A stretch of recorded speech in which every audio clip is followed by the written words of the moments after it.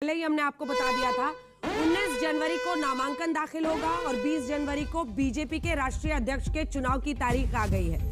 तो बीजेपी के राष्ट्रीय अध्यक्ष के चुनाव की तारीख आ गई है। और नितिन नबीन को लेकर कमेंट क्या था आशुतोष जी का आपका? मैं कह रहा हूँ चुनाव होना चाहिए। हाँ बिल्कुल, जैसे वहां पर हुआ था कांग्रेस में, जैसे कांग्रेस में हुआ था। हाँ। और तो कैंडिडेट आने चाहिए। कैंडिडेट आएंगे तो चुनाव होंगे ना। हो सकता है कि सबको लगे ये नवीन ही बेहतर है। अगर आपने चुनाव का ऐलान किया है, क्यों भरेंगे? क्यों दुश्मनी बोल प्रधानमंत्री लेंगे? खुद ही उसके क्यों दुश्मनी बोल लेंगे ये जब होने पहले वाला ही है। हो गया?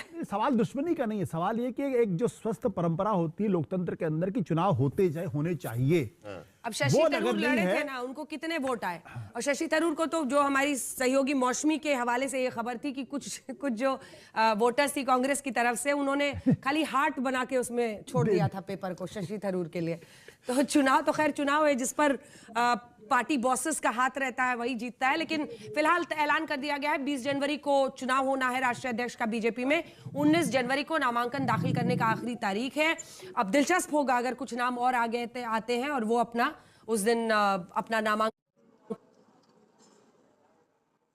ये अध्यक्ष के नाम का ऐलान हो जाएगा।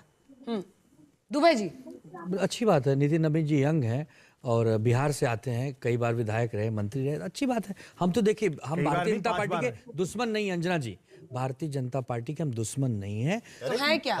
लड़ रहे हैं यहाँ पर और नहीं नहीं, ऐसा नहीं, एक राजनीतिक विचारधारा की लड़ाई है। उन्होंने हमारी पार्टी तोड़ दी, हमारी सरकार गिरा दी, ये उनको नहीं करना चाहिए था। नैतिकता पे लड़ना चाहिए था, एक जो मुद्दे उस पर लड़ना चाहिए था। हम लोग राजनीति में आए शुचिता की राजनीति करने। हम नितिन नबीन जी को भी उतना ही आदर करेंगे। राजनीति तो नीतीश कुमार भी कर रहे हैं ना, बने हुए हैं ना सीएम। तो दिया ना हमने उनको शुभकामना, उनको शुभकामना हम देते हैं समय समय पे।